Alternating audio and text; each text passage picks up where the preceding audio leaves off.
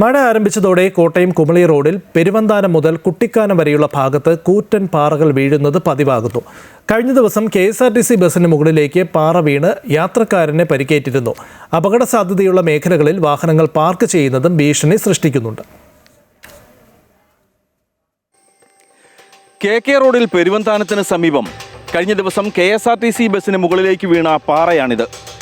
വൻ ദുരന്തം തലനാരിഴയ്ക്കാണ് ഇവിടെ ഒഴിവായത്.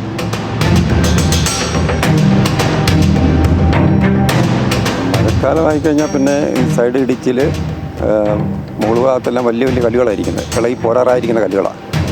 പിന്നെ മരങ്ങൾ സൈഡിൽ നിൽക്കുന്ന വലിയ വലിയ മരങ്ങളുണ്ട്, അതൊക്കെ റോഡിലേക്ക് പതിക്കുന്നുണ്ട്.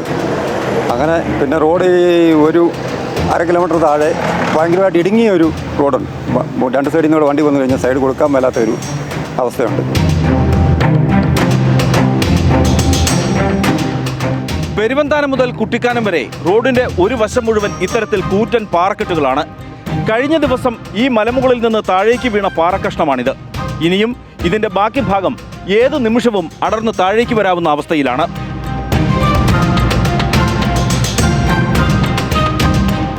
ഇതാണ് KK റോഡിലെ വളഞ്ഞാങ്ങാനം വെള്ളച്ചാട്ടം. നിരവധി വിനോദസഞ്ചാരികളാണ് ഈ വെള്ളച്ചാട്ടം കാണാൻ ഇവിടെ എത്തുന്നത്.